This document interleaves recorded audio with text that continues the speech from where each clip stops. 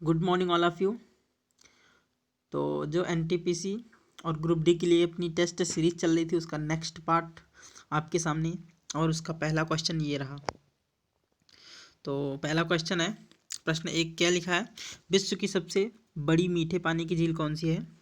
विश्व की सबसे बड़ी मीठे पानी की झील पूछ रहा है, तो इसका ऑप्शन नंबर ए दे रहा है ओरंटियो झील, बी सुपीरियर झील, सी बैकाल झील और डी वूलर झील। तो सोचिए और इसका ऑप्शन बताइए क्या होगा। तब तक के लिए मैं इसको डिटेल में बताता हूँ।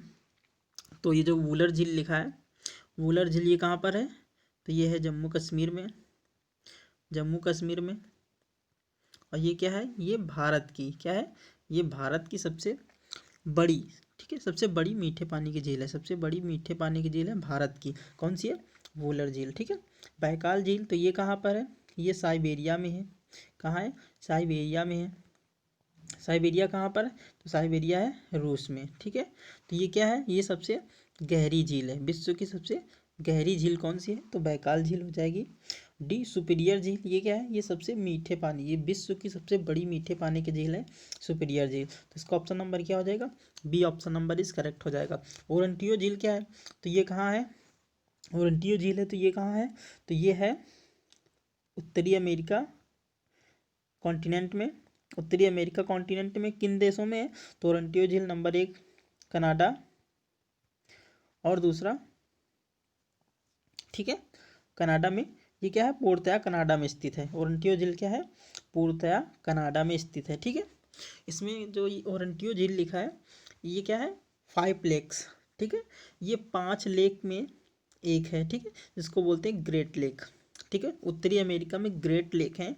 ग्रेट लेक में कितनी लेक हैं, तो 5 लेक्स हैं। उनके बारे में बताता हूँ आपको, देखिए मैप में,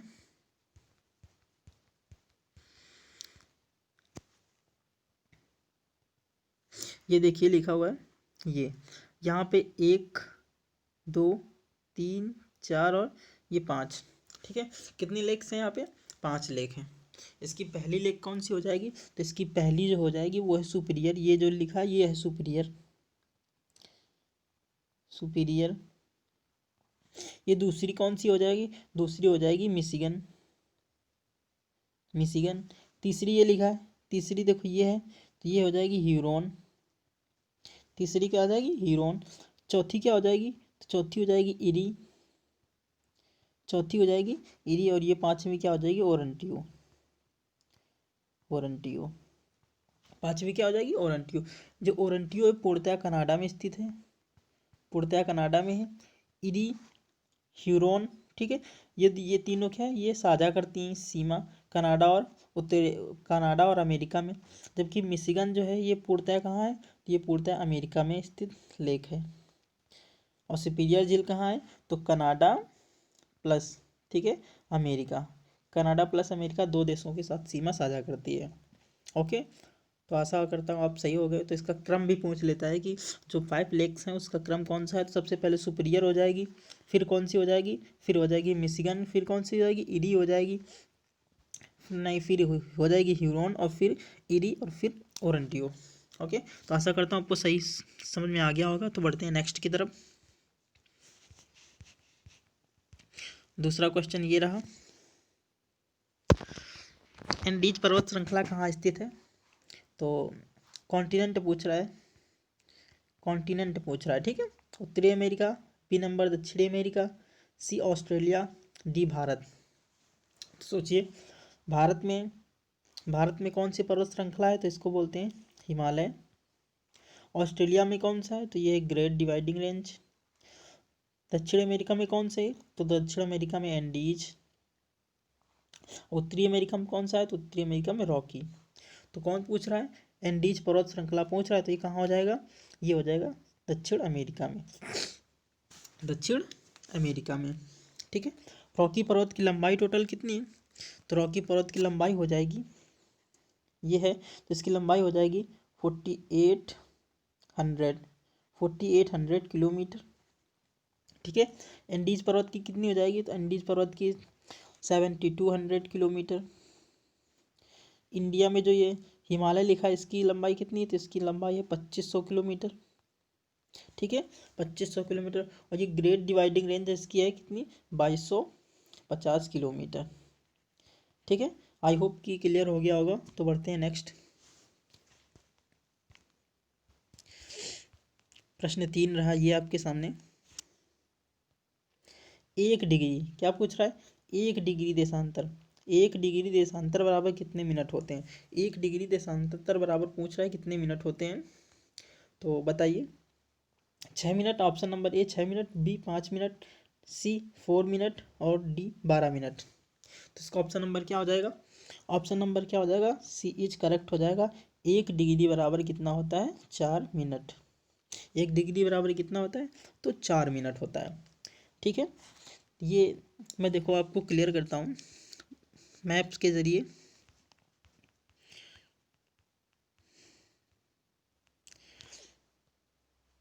ये देखो लिखा है, ये पूरा क्या है, लेट, ये देखो ये जो लिखा है, ये लाइन कौन सी है, तो ये इक्वेटर है। और ये कौन सी है, ये लॉन्गिट्यूड है। ठीक है, लॉन्गिट्यूड है। ओके, तो ये जो लाइनें लिखी हुई हैं, ये जो लाइनें बनी हुई हैं, तो ये जो लाइन है ये वाली, इसको ये जो है, ये इसको बोलते हैं देशांतर माध्य। ठीक है, माध्यान, माध्यान प्रधान रेखा, माध्यान प्रधान रेखा बोलते हैं इसको, या देशांतर प्रधान रेखा बोलते हैं। ठीक है, ये 1 डिग्री बराबर कितना होता है, 1 डिग्री बराबर होता है 4 मिनट। और ये जो लाइनें हैं टोटल, ये लाइनें दिखी हुई है, ये टोटल कितनी होती हैं, इस तरफ होती हैं 12 लाइनें, इस तरफ 12 लाइनें होती हैं, और इस तरफ कितनी होती हैं, 12 लाइनें। 12 लाइनें जो होती हैं वो 15-15 डिग्री की लाइनें होती हैं। कितने डिग्री की, 15 डिग्री की लाइनें होती हैं। 15 डिग्री की एक लाइन होती है। तो एक लाइन में कितना होता है, एक जो डिग्री होता है, 1 डिग्री बराबर होता है 4 मिनट। तो 15 डिग्री बराबर हो जाएगा, 15 × 4 बराबर कितना हो जाएगा, 60 मिनट। 60 मिनट मतलब 1 घंटा। 60 मिनट बराबर 1 घंटा। तो इधर 12 होती हैं, तो 12 घंटे इधर हो गए और 12 घंटे इधर हो गए। तो टोटल कितने घंटे हो गए, टोटल हो गए 24 घंटे। इन्हीं 24 घंटे के, जो 24 घंटे होते हैं, इसी के जरिए टोटल एक दिन में कितने घंटे होते हैं, 24 घंटे होते हैं।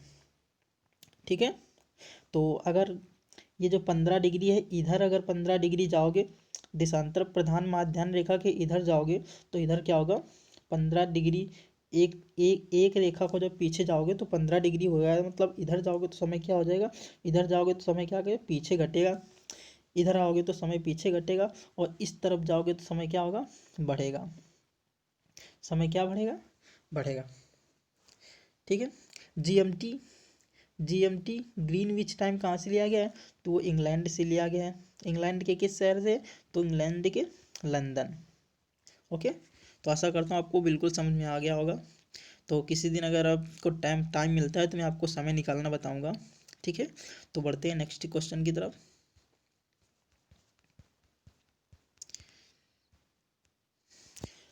क्वेश्चन नंबर 4, उगते हुए सूर्य का देश किसको कहते हैं। ठीक है, उगते हुए सूर्य का देश पूछ रहा है, तो बताइए। Option number A Japan, B दक्षिण कोरिया, सी भारत और डी ब्रिटेन। सोचिए, तो इसका ऑप्शन नंबर क्या हो जाएगा, option number A is correct. Japan को क्या बोलते हैं, उगते हुए सूर्य का देश बोलते हैं जापान को। ठीक है, जापान की राजधानी क्या हो जाएगी, तो इसकी राजधानी हो जाएगी टोक्यो। इसकी राजधानी क्या हो जाएगी, इसकी राजधानी हो जाएगी टोक्यो।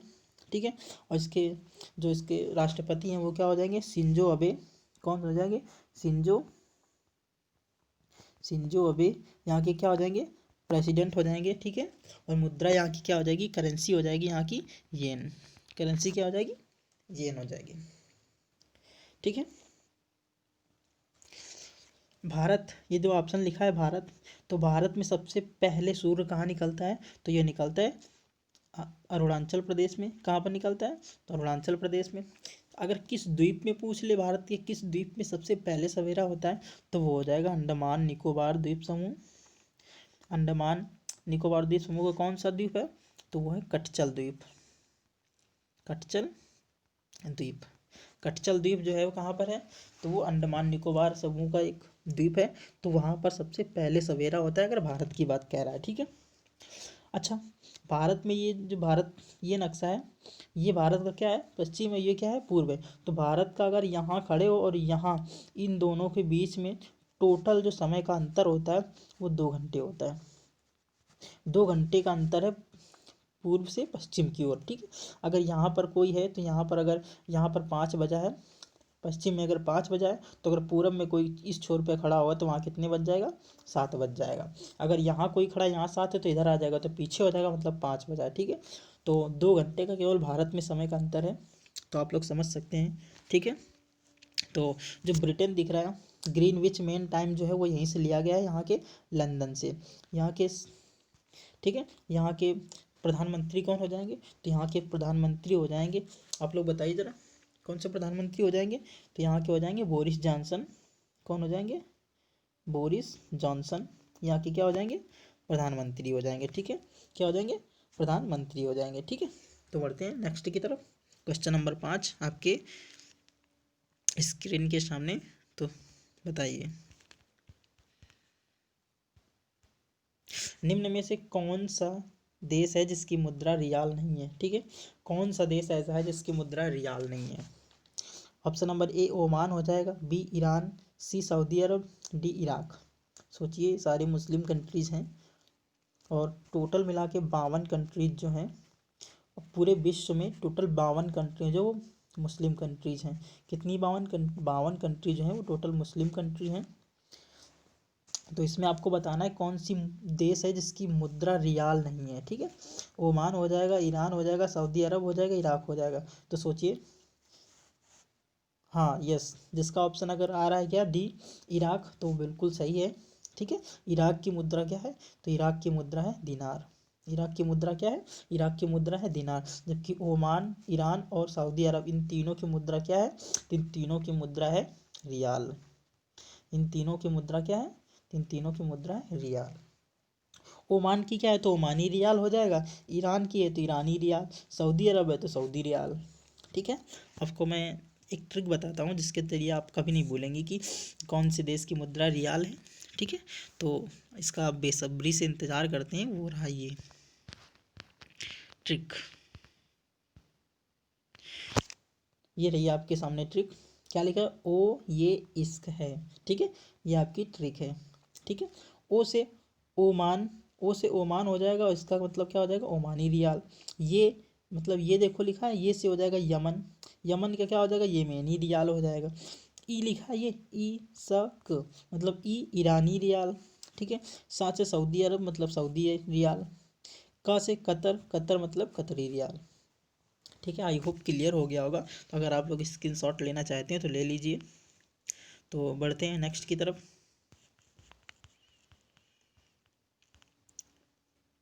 ये मिलान करना, ये क्वेश्चन थोड़ा सही लेवल का है, तो आप लोग इसको बताइए। मिलान करना है, क्वेश्चन नंबर 6 है। हड़प्पा, जो हड़प्पा है वो रावी गंगा नदी के किनारे स्थित है। हस्तिनापुर रावी नदी के किनारे स्थित है। लोथल सतलज और रोपड़ भोगवा। तो इसमें आपको क्या करना है, इसको करेक्ट मैच करना है कि कौन सा शहर जो है वो किस नदी के किनारे स्थित है। तो ऑप्शन नंबर ए हो जाएगा 2। ऑप्शन नंबर ए क्या कह रहा है, 2 1 4 3। बी 1 2 3 4। तो सोचिए, चलो मैं बताता हूँ। जो हड़प्पा है वो किस नदी के किनारे स्थित है, तो हड़प्पा जो है वो रावी नदी के किनारे स्थित है। तो ठीक है, ए का क्या हो जाएगा, ए का 2 नंबर हो जाएगा, ठीक है। हस्तिनापुर जो है वो गंगा किनारे नदी के किनारे स्थित है। अभी मैंने उस दिन बताया था, जब ट्रिक बताई थी गंगा नदी के किनारे स्थित है, तो उसमें बताया था मैंने कि हस्तिनापुर गंगा नदी के किनारे स्थित है। लोथल, लोथल कहाँ है, तो लोथल है गुजरात में, तो वो किस नदी के किनारे स्थित है, तो लोथल है भोगवा नदी के किनारे स्थित। और रोपड़, रोपड़ जो है वो सतलज नदी के किनारे स्थित है।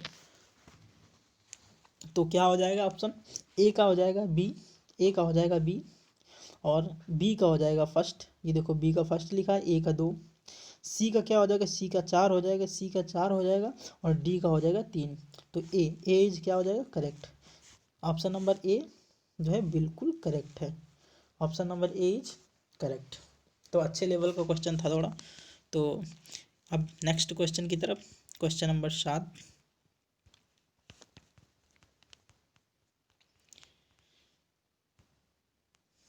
लिखा है। प्रश्न 7 है, दिए गए नारों में ठीक है, दिए गए नारों में कौन सा सुभाष चंद्र बोस से संबंधित नहीं है। ठीक है, दिए गए नारों में कौन सा सुभाष चंद्र बोस से संबंधित नहीं है। नंबर 1 दिल्ली चलो, दूसरा जय हिंद, तीसरा तुम मुझे खून दो मैं तुम्हें आज़ादी दूंगा, चौथा करो या मरो। तो क्या बोल रहे हैं फ्रेंड आप? तो ऑप्शन नंबर क्या बोल रहे हैं? डी। यस, बिल्कुल सही, बिल्कुल सही, बिल्कुल सही, आप लोग सही जा रहे हैं। इसका ऑप्शन नंबर क्या हो जाएगा? डी इज करेक्ट हो जाएगा, डी इज करेक्ट हो जाएगा। दिल्ली चलो और जय हिंद, ये तीनों किसके हैं? सुभाष चंद्र बोस से संबंधित हैं। किससे? सुभाष चंद्र बोस से संबंधित हैं। सुभाष चंद्र जो बोस थे, उनका जन्म कब हुआ था? उनका जन्म हुआ था 23 जनवरी। कब? 23 जनवरी को हुआ था। और कब? 1897 में। कब? 1897 में। कहाँ पर हुआ था? तो ये कटक। कहाँ? कटक। कटक कहाँ पर है? तो ये है उड़ीसा। उड़ीसा की राजधानी क्या हो जाएगी? तो इसकी राजधानी हो जाएगी भुवनेश्वर। उड़ीसा की राजधानी क्या हो जाएगी? तो भुवनेश्वर इसकी राजधानी हो जाएगी। इनके गुरु कौन थे? सुभाष चंद्र बोस के गुरु कौन थे? तो वो चित्तरंजन दास। कौन थे? चित्तरंजन दास। चित्तरंजन दास को और क्या कहते हैं? तो उनको कहते हैं देश बंधु के नाम से जानते हैं। देश बंधु के नाम से किसको जानते हैं? तो चित्तरंजन दास के नाम से, चित्तरंजन दास को जानते हैं देश बंधु के नाम से। ठीक है, सुभाष चंद्र बोस थे वो 1900 कब? 1938 में और 1939 में क्या चुने गए थे? कांग्रेस के अध्यक्ष चुने गए थे। जब ये कांग्रेस के अध्यक्ष चुने गए थे उस समय ये निर्विरोध चुने गए थे। इसके सामने क्या था? इसके सामने कोई भी अध्यक्ष के पद पर खड़ा होने वाला नहीं था। ये 1939 में इनको दोबारा चुना गया। फिर महात्मा गांधी ने इनको कहा कि आप तो एक बार बन गए हो, और एक लोग और थे, उनको कहा आप लोग इनको बनने का मौका दे दिए। इन्होंने वहाँ से क्या कर दिया? इस्तीफा दे दिया और अपनी एक खुद की पार्टी स्थापित कर दी 1939 में। उसका नाम क्या था? Forward block. Forward block. इसकी स्थापना कब कर दी? इसकी स्थापना 1939 में सुभाष चंद्र बोस के द्वारा की गई। ठीक है, तो आशा करता हूँ आपको समझ में आ गया होगा। तो ये जो करो मरो है, ये किसने दिया था? तो ये दिया था महात्मा गांधी के द्वारा। कब दिया गया था? तो ये कौन सा आंदोलन चल रहा था? भारत छोड़ो आंदोलन चल रहा था उस समय। भारत छोड़ो आंदोलन चल रहा था उस समय महात्मा गांधी ने कौन सा नारा दिया था? तो करो या मरो का नारा दिया था। ठीक है, तो नेक्स्ट प्रश्न 8, दी गई पुस्तकों में कौन सी महात्मा गांधी से संबंधित नहीं है? महात्मा गांधी से संबंधित कौन सी पुस्तक है जो इसमें नहीं है? My experiment with truth, Hind Swaraj, Gita Rahasya एवं बी दोनों। तो इसका ऑप्शन नंबर क्या बता रहे हैं आप? Option number C. सी, हाँ हाँ सी, बिल्कुल बिल्कुल बिल्कुल बिल्कुल, बहुत सही, गुड। सी क्या हो जाएगा? सी इज हो जाएगा करेक्ट। सी इज क्या हो जाएगा?